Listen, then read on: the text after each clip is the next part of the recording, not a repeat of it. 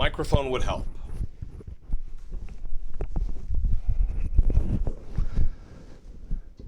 Thanks for the love, Culvert Skullduggery. The one genius amongst all my army of fans.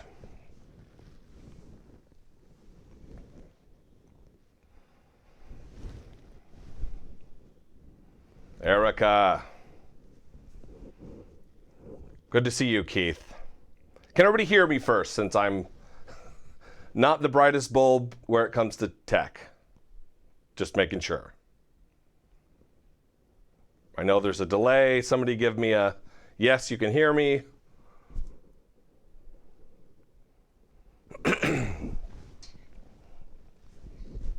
So I've got my monitor set up on either side, so if I'm looking off to the side, that's what I'm looking at. Still haven't, the delay hasn't caught up. Hello from Italy. Yes, good. Everyone can hear me. Good, good, good. So, with many of us, I wouldn't say under the weather. I'm sure many of us are. However, many of us quarantining, sheltering in place is the kind of the new term up in Northern California. I am in Orange County, just south of LA, so we are not forced under mandatory shelter in place or quarantine rules right now. But I think it's on the way. But anyway, so since we're all being safe and staying indoors, I thought I would pop on. I just scheduled a video for tomorrow morning, and I thought I would come on and answer questions and generally BS. So, how is everybody doing out there in quarantine land?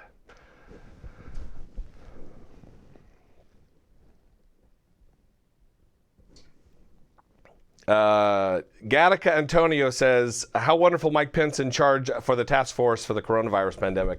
I think it's very funny that Mike Pence is in charge, but every single day that they have a briefing, Donald Trump gets up and has to have the spotlight.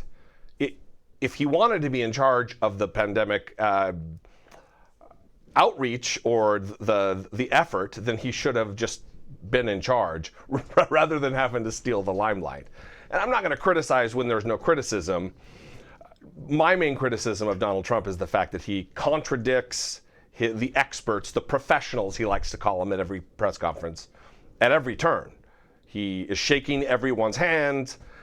6 feet of social distancing is kind of the rule, and he has it, they're all packed in there like sardines, shoulder to shoulder, or as in the Marine Corps we used to say, asshole to elbow, just crammed onto that little stage, completely in contravention to the rules and the regulations, or the guidelines, if you will, of the Centers for Disease Control. So, yeah, it's a little goofy.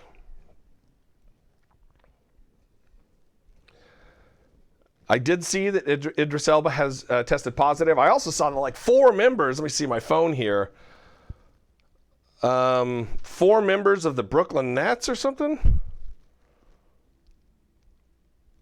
Several NBA players on the same team have also been tested positive for the virus.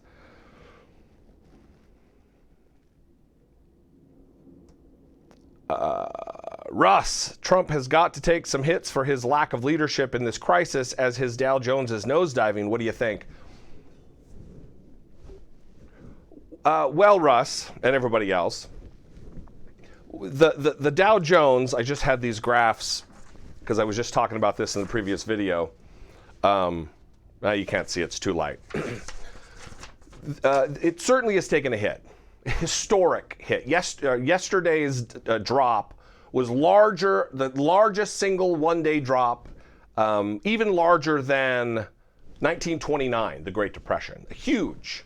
Not all of this is Donald Trump's fault. I'm going to be fair where fairness warrants. Absolutely not all of it is. However, the lack of leadership, the lack of action early on, calling it a hoax 2 months ago, absolutely has led to where we are today with the market. Now, not everybody's in the market. However, I would like to caution everybody, not only rich people have investments. Hardworking people who have 401ks at their jobs are also hurting desperately because of this market downturn. It does look like it's peaking up today. Let me take a look.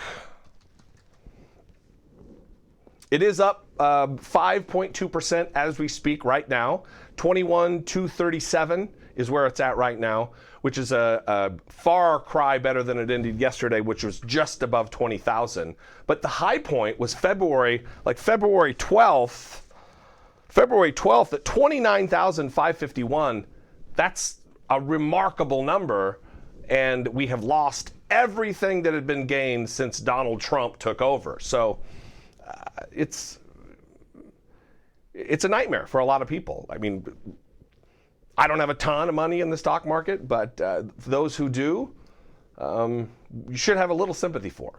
Not just rich people, like I said.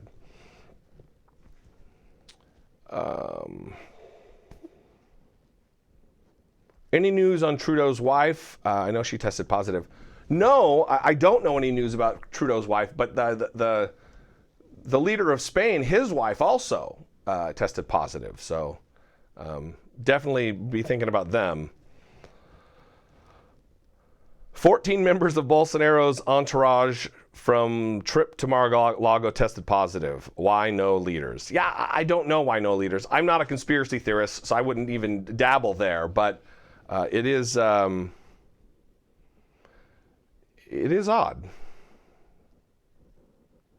$1.5 trillion bailout. What about the American working class? Some type of relief. I don't want to spoil what's going to come tomorrow at 6:45 Pacific time, but that is exactly what I talk about tomorrow.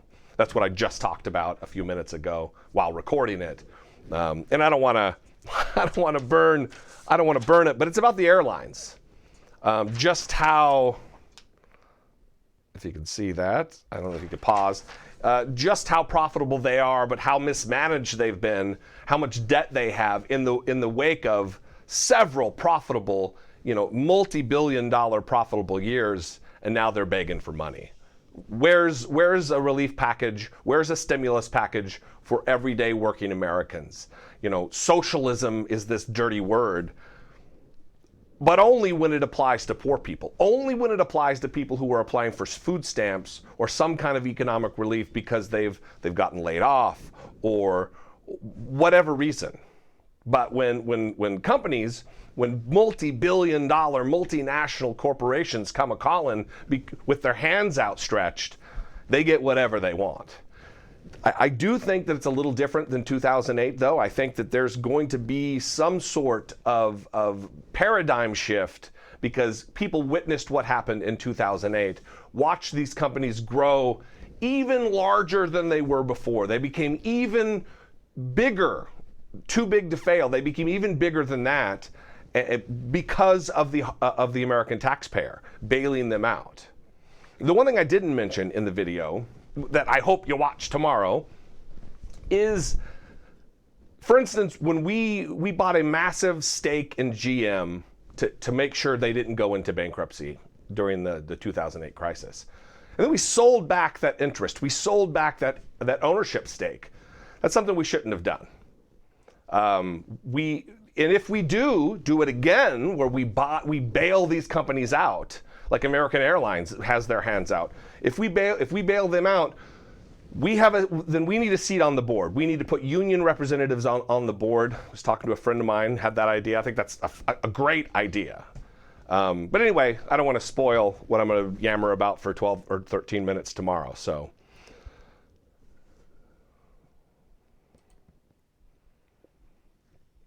Jermaine Brown, new channel member or contributor. I'm not sure which, my little software has it here. Thank you so much. And Patrick Brannon, super chat $2. Thank you so much. Fantastic.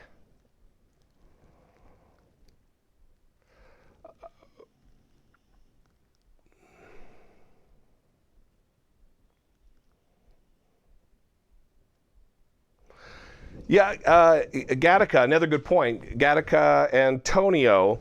What about the children in detention centers? What about adults in detention centers? I'm worried for them, for these desperate human beings who have wanted to apply for asylum. I am desperate. The odd thing is that there's this new wait in Mexico program that the Supreme Court just allowed and said was constitutional, dubious at best. But what is happening is immigrants come to claim to declare asylum, which is a legal process, and then rather than being admitted to the country, Donald Trump has set up rules. Donald Trump and Stephen Miller, two vile racists, have set up rules where rather than gain entrance, as has been the policy and the law, they're now having to wait in these refugee camps in Mexico until their asylum claim is heard. Oddly enough, I think they're probably better off in the asylum camps across the border than they would be in the detention camps here in America, relative particularly to the coronavirus. Because I wouldn't put any faith whatsoever in Border Patrol or ICE to properly and adequately care for these people and not transmit and allow the disease to spread rampantly in those populations. So it is infuriating, to say the least. No Name says we shouldn't bail these companies out. The people should be bailed out first. Businesses just got a damn tax break. While I agree with that sentiment, I think there is something to be said for preventing absolute economic collapse in America. And if we allow dozens of massive companies to go under, there would be a ripple effect that would trickle down. I mean, if American Airlines goes out of business, and Delta and United goes out of business, and hotels go out of business, it's not just their CEO who loses a job. It's tens, if not hundreds of thousands of Americans who also lose jobs. And it's a ripple effect. It's a snowball effect that will lead us down a path just like during the 30s, during the Depression, where we had outrageous unemployment rates, and our country stumbled. The world stumbled economically, and it was almost impossible to get back on top. So as enticing as it may be to say F them, have them go away, we need to think about the workers too. But I'm with you, No Name. I feel your anger and all your angry faces. I see those too. You were sick a few weeks ago, Jesse D. Are you sure you didn't have COVID-19? Oh, no, I did not have it. I still have kind of a nagging cough, but it was bronchitis is what I had. And from my time in childhood, being a poor kid with insufficient health care as a kid, a welfare kid, and then also in my time in the Marine Corps, I've had like bronchitis maybe a dozen times. And then it's developed into pneumonia no fewer than 6 times. So I have a propensity to it, but it wasn't. I haven't been tested, but I just assume it's not coronavirus because here I am, and I'm fine. But thanks for the concern.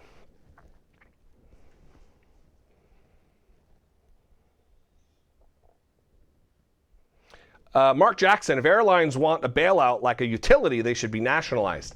That's what I was saying. The thing I didn't say in the video, which will be out tomorrow, is that if indeed we do bail these companies out, I want us to maintain a stake of ownership in them, because without the taxpayers, without the government, and those two are the same thing, government and taxpayers, without us, they wouldn't be a business. So we need to maintain a stake of ownership and control how they do their business. Because if you need us to stay in business, then we're going to be part owner. And that is kind of a nationalized thing.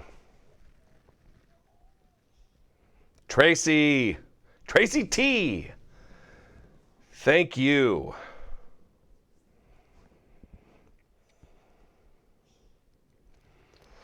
Sandra, it's time that we don't bail the banks out, airlines, or the auto industry. What we should do is release student debt and wipe that out. I can assure you that the bailout would be far more lucrative. Absolutely. there is something that's happening right now relative to there's one benefit of the coronavirus, and that is it is laying bare the vulnerabilities and the inadequacies of our system all across the board, whether it be healthcare, whether it be supply chains, whether it be just the economic status of every American, the bottom 50%.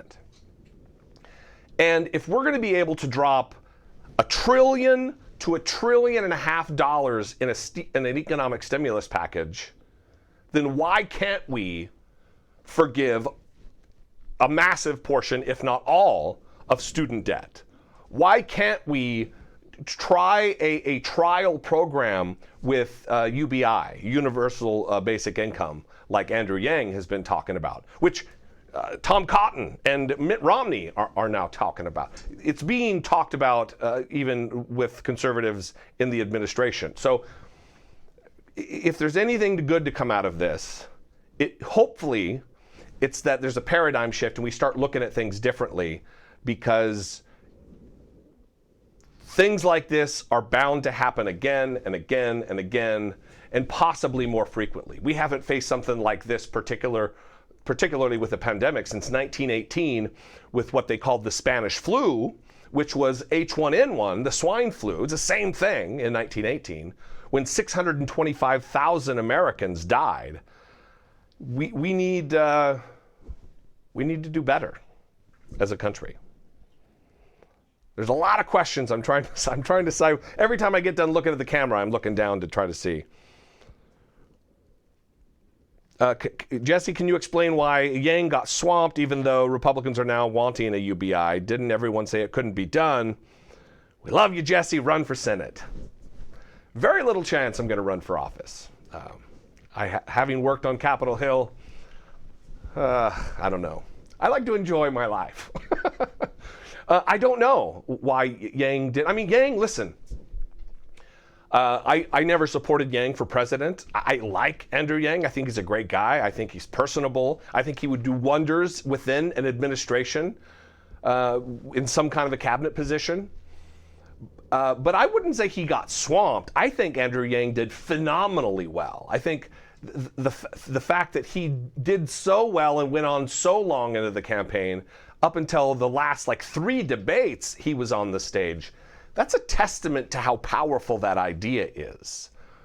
The other thing about UBI, and I'm not even going to talk about the automation issue and the fact that that's what's going to eventually bring on a necessity for it, because AI and automation is taking over even creative jobs that used to be thought of, oh no, never. You'll never be able to, a computer will never be able to do this. This is too human.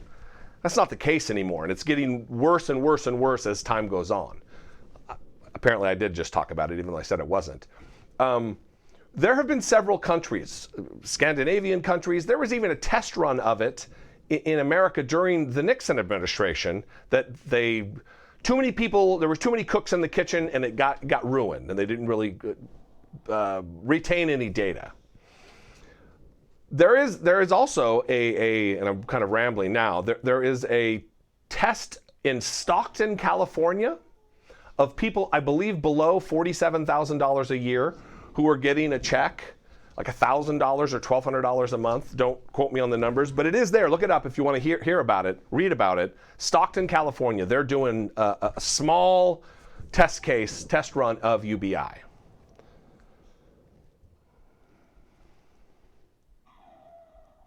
Can you hear my dog whining? Popeye.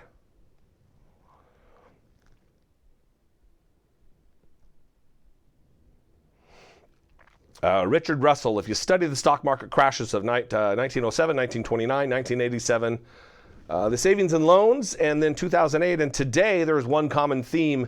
It is the rich elite takes from the poor. The rich never lose but gain in these disasters. Absolutely.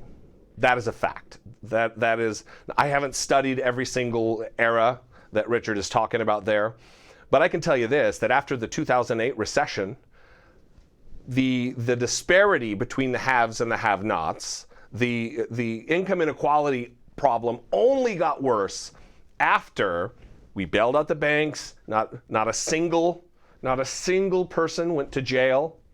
When people lost their fortunes, people lost everything they had invested, people lost the only thing they owned, which was a house, and no one went to jail.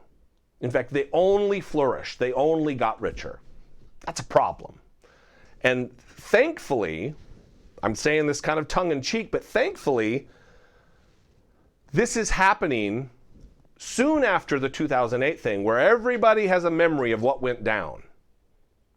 And I say it tomorrow. I said it just a few minutes ago when I recorded the video, but I say it tomorrow that this is why elections matter. This is why every single one of your votes matter. That's why you need to pay attention to what your congressman or congresswoman does in the wake of this particular financial crisis. Because if they want to prop up corporations, some of whom didn't pay any taxes last year, if they want to do that, but they drag their feet on creating a stimulus package for working people, they need to go. And the only way to do that is to vote, to get out there in numbers, to get your neighbors to vote, to get your family to vote. That's it. Skylark.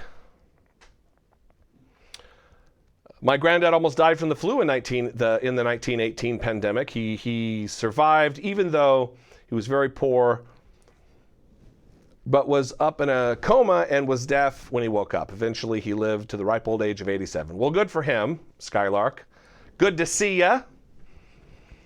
And what we're facing right now could very well be worse than the pandemic in 1918. John Hudson, what about letting the free market do its thing? If they fail, they fail. I think we're beyond that point.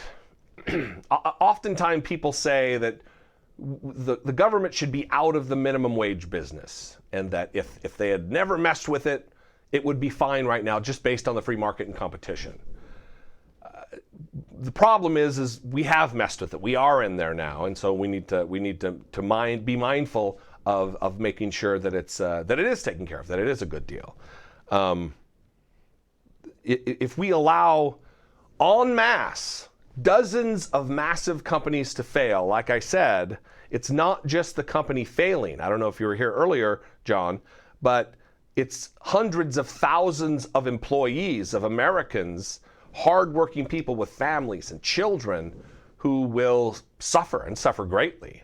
So we'll pay for it on the back end through entitlement programs, through welfare, through food stamps, through other stimulus type of packages, or we'll prevent it on the front end. Now, it's obvious that we're for sure going to take care of it on the front end this time, but what we do in the medium range after is makes the difference. We shouldn't be giving our interest, our partial ownership of a company back when just because they've paid off the loan or whatever. We need to maintain an ownership stake in those companies as taxpayers, as someone said earlier, to nationalize. That's the natural, that is water rolling downhill. That's what we should do. Fred Bourne, Katie Porter is a rock star. You, Fred, truer words have never been typed. Katie Porter is the congresswoman for the bordering congressional district. I'm in the 48th district of California. I believe she represents the 45th, which is Irvine. I live in Newport Beach, Costa Mesa area. So she is a rock star. She is a phenom. She would be a spectacular vice president, smart, capable. The problem is that when you get somebody who's so capable, it would be a giant loss for the House of Representatives, because she does something, she questions, and she operates unlike anyone in the Congress, and we really need someone like her. What she needs to do is create like a training program, like webinars on how to train new congressional representatives how to behave, how to question, how to be tenacious, how to be dogged in the way that they approach their job. That would be awesome. So if you live in Irvine, California, if you live in the 45th, tell her that. Tell her I said that.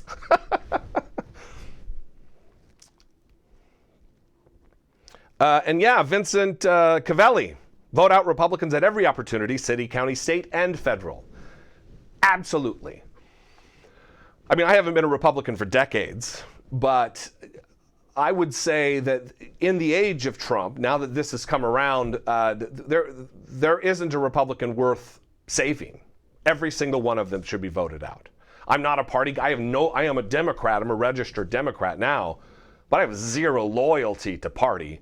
I have loyalty to ideology, and right now it's the Democratic Party that represents the winning ideology, and Republicans need to go because they had their chance to adjust after the 2012 loss, and not only did they adjusted, they just went the other way.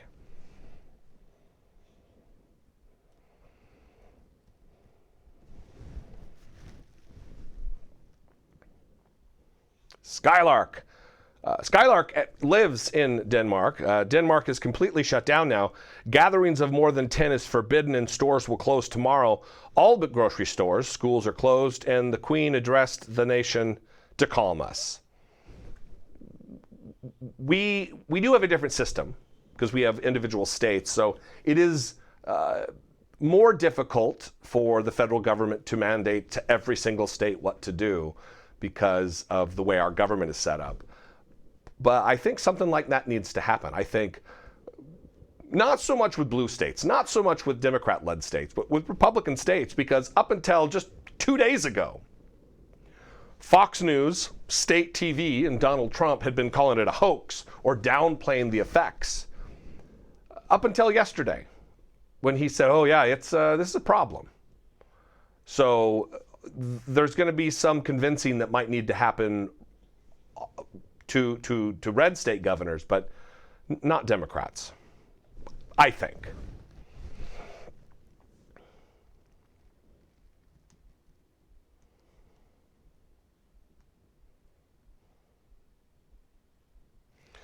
And Alexis B, I'm a 36-year-old mom and extremely high risk with an invisible illness. It's not only the elderly in danger.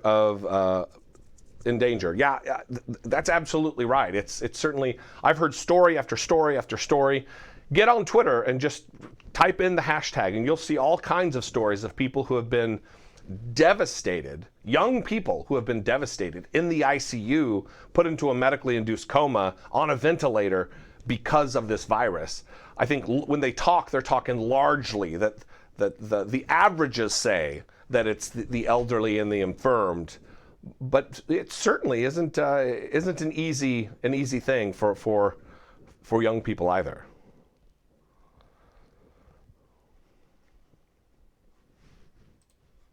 Let me see. Shout out to Bo of the Fifth Column subs. Yes. I don't get a chance to watch a ton of other content, but I've watched a few of Bo's videos, and not a dummy. That's a smart guy with a good heart. And that is what's most important of all, I think. Well, we can all disagree about point here or point there, and I'm not saying I disagree with Bo, because I don't know enough about him to say that, but you can tell that fella has a good heart, and that ultimately is going to lead someone down the path to truth. I like to think about myself that way. I like to think about myself that way, but some would disagree, like the first comment in this chat. Dumb guy troll. John Knight, do you think we will see orders to self-isolate and curfew, etc., come down from the Fed rather than the state level? I think we're going to see it from the state level first, John. I think that it will be, because right now the federal government is just suggesting. It's not leadership. It's not action. It's suggestion, and we urge you to do this. Well, you can't urge people to do the right thing in time like this when we have an invisible threat, a microscopic invisible threat that threatens to kill millions potentially. We're talking so much about this now, this video is absolutely going to be demonetized because YouTube's losing their minds. Now is the time, this is Eliza Grogan, now is the time to reverse the tax cut, which only benefited the wealthy 1%. The Treasury will need to tax income more than ever after this. Yeah, I believe that, Eliza. Interestingly enough, it's going to go the opposite way. They're going to do another round of tax cuts. In some form or fashion, mark my words, they're going to go the opposite direction with it because they are so entranced and brainwashed by trickle-down economics, even though it's been proven time and time and time and time again to not work. We had a whole state case study with Kansas and Governor Sam Brownback, and the state almost went bankrupt. They had to raise taxes because of the fact that trickle-down economics does not work.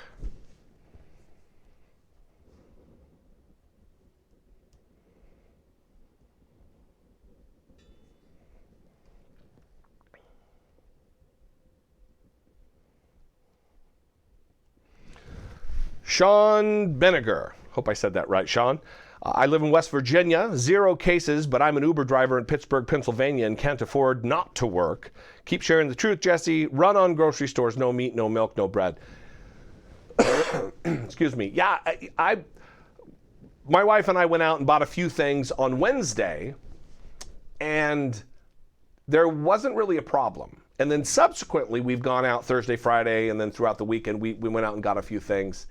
And it was a completely different story with no bread. We weren't able to find any eggs. We went to 5 or 6 different places because we wanted just some eggs, not to hoard or buy a bunch, just 12 eggs, and it was impossible. People are in a panic, and people should set, it's a collective effort. If everybody calms down and doesn't go and buy 6 dozen eggs, then there'll be eggs for people who really need them. If we all just go about our business in a normal fashion, which is difficult, I know, but hoarding things only hurts the people who really are desperate and in need. So, thank you, Sean.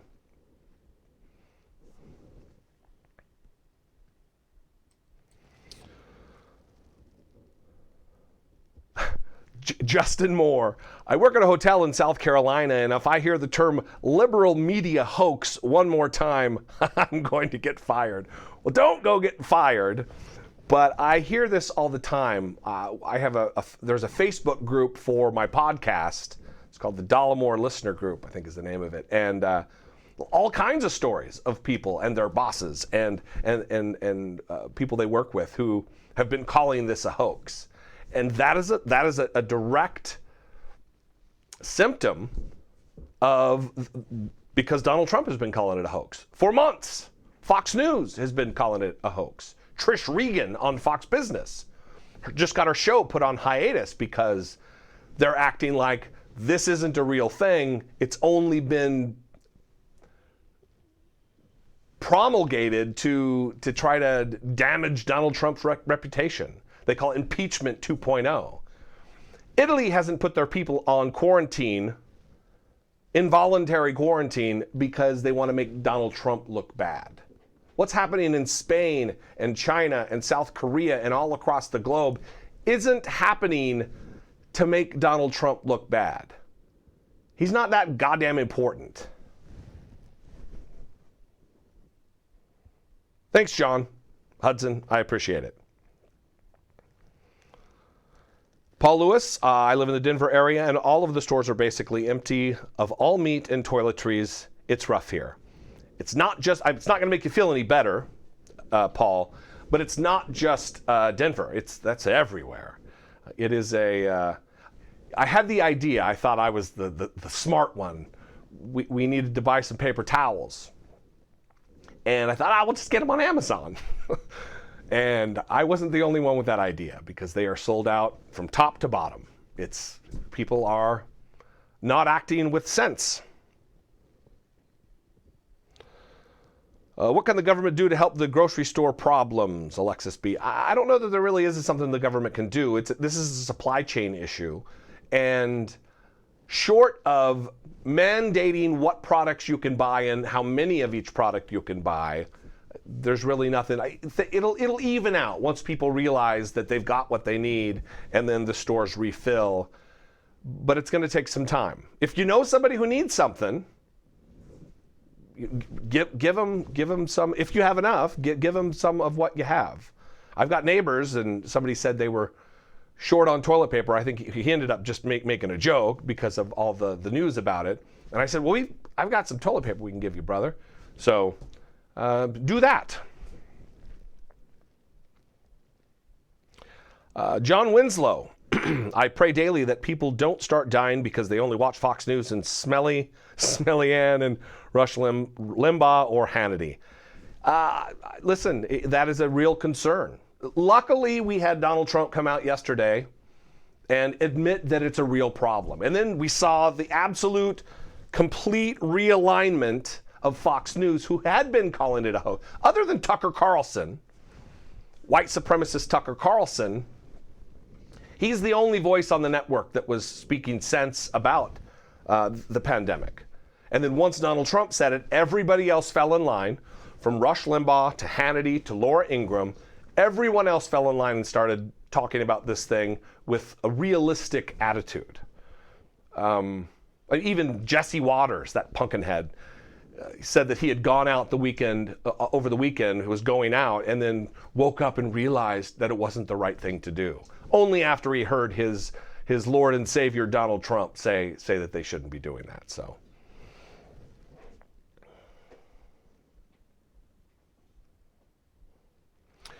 I am from, this is Mr. 313. I am from Detroit and living in South Carolina, and my name is also Sean.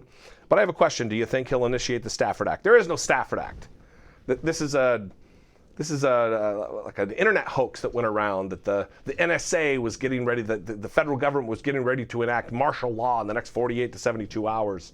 And it's just not, that's not happening.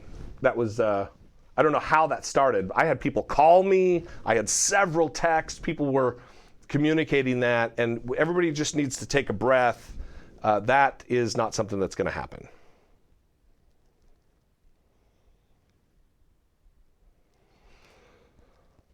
Yeah, September Crow, did you hear Donald Trump say he was calling it a pandemic before anyone else was? I thought he said it was a Democratic hoax. That's exactly right.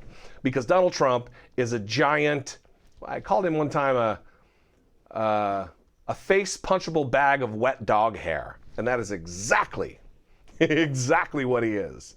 He is a moron of epic proportions. The only record-breaking, biggest, best thing he has going for him is how dumb he is. He said the other day that, a month ago, no one even saw this coming a month ago. Well, this thing's been going on for months now. And in January, he was calling it a hoax. Here we are in the middle. We're past now the middle of March. And he wants to rewrite history. He gave himself yesterday a 10 out of 10 on how he's handled this. And that is just a joke. Just like he is.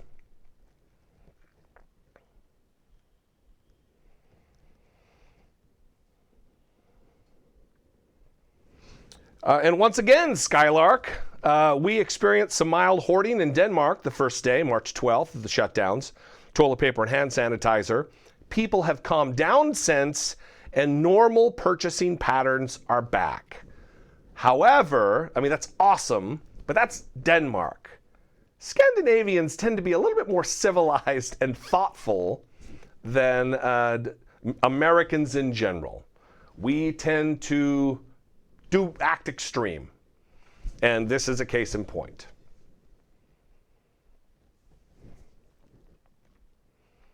Patrick McCarthy, I hope you're joking. X-Files, FEMA takeover, the secret government. No, and no. I'm assuming you're joking.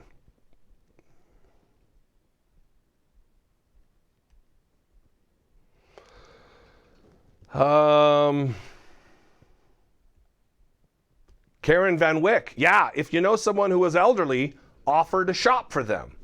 Right now, community is more important than ever. And that is a great idea. We need to be selfless in these times. Staying home is something that's selfless. If you're used to going out, if you like going out, and you need to sacrifice and stay in, that is for the greater good. Not necessarily for your health, but it's the reason why you should get a flu shot. It's because of herd immunity. You could have the virus in you and not be getting sick because your body is dealing with it, but pass it on to someone else who is immunocompromised and may die. It's the same exact reason why, if you're a millennial or you're young or whatever, you need to do the right thing for the sake of everyone else. Unfortunately, America for so long has prized rugged individualism, and I'm going to take care of I have my rights, I'm going to do what I want to do, rather than what's better for the greater good. How long have I been going here? I don't even see a counter. Is there a counter? Can anybody tell me? Again, dumb guy, not so tech savvy.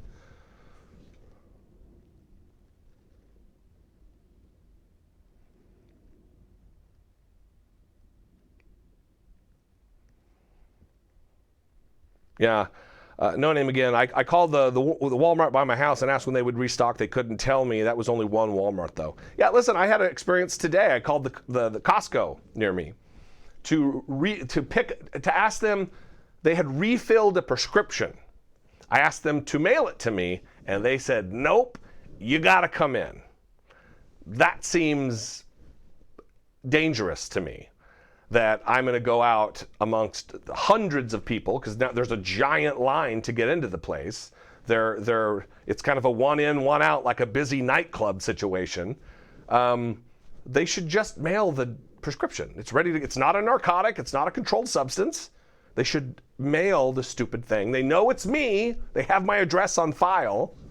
Anyway, I'm not going to freak out about Costco, but that's what happened. Mary Helen Gonzalez, Jesse, do you think Trump supporters will still vote for him after he said this virus is a hoax? I stopped predicting what Trump supporters will or will not do, Mary, because they are unpredictable people. I have no idea what they will or won't do, what they will reason or not reason. They'll witness what's going on and do the exact opposite of what a normal, rational, reasonable person would do. So your guess is as good as mine, Mary.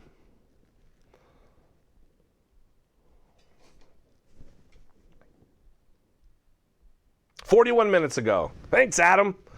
So I'm going to get ready to end here. I'm going to take a few more questions. But listen, before I go, you guys can ask some questions, but before I go, I really want to thank you guys. When I was gone, I literally got hundreds of messages via email. And by the way, I've got a new email address. It's not onemorething@dollemore.com. It's now daily@dollemore.com. And then, of course, the phone number. But I got hundreds of messages, which was overwhelming in the best possible way. People wishing me well, concerned that I had COVID-19. And it's fantastic. It's a beautiful thing to be thought of, to be wished well while I was gone. So, Iron Knuckle, thank you so much. You are awesome. So anyway, I just want to thank you guys. You know, I was out of town for a funeral, which is never a great thing. And when I got back, because, you know, there's a lot of revelry involved when you celebrate someone's life, I drank a bit too much a couple nights in a row and started feeling kind of shitty again. And so I took a couple more days off when I got back, and it was overwhelming. So I love you guys. Some of you I know, the vast majority I don't, but it's a good feeling, and I wish that everyone had the support network that I have, because we would all be a lot healthier and happier. So.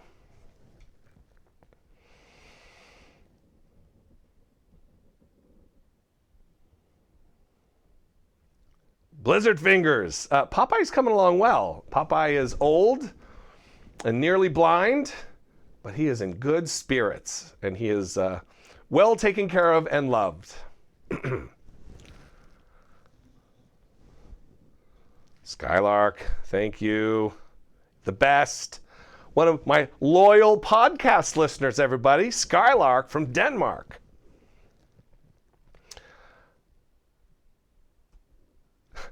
V. Robinson, that is actually a great idea. Someone should be throwing toilet paper and paper towels at Trump like he did the people of Puerto Rico.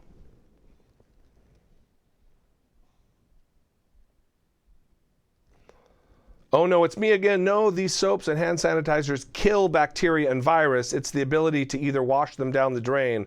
I know for me, hand sanitizers make my hands crack badly, a very bad thing.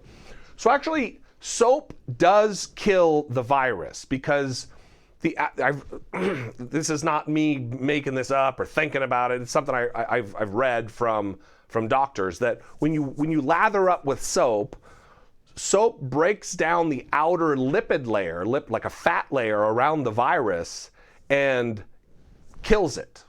Without that outer layer, it can't survive.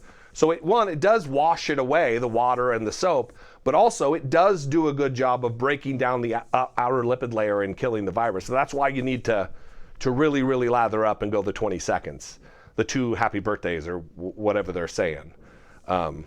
So there's something for you.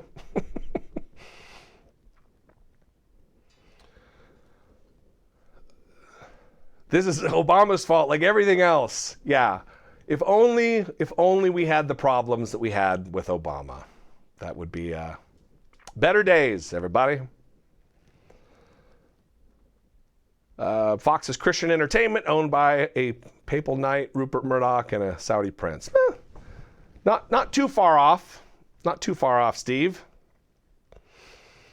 Howard Smith, Donald Trump is a con man. Donald Trump has been conning people ever since he was in New York and New Jersey, Atlantic City. Yeah, absolutely. Fact. So it looks like the questions are dying down. So I am going to go. I love you guys. There is a video scheduled for tomorrow at 6:45 a.m. that is about the proposed stimulus package. And there's a lot of data in there. I talk a lot about profit margins of airlines, the different industries that are going to want, who have their hands out. Casinos want to bail out. Anyway, I'm going to go. I got to figure out how to shut this thing off. End stream. Here it is. I love you guys. I appreciate you. As always, I look for your communication. I'm going to start doing those mailbag episodes a lot more. So here, voicemails 714-576-4054, or here, email me at daily@dollemore.com, a brand new shiny email address ready to be christened by all of you. I will see you next time.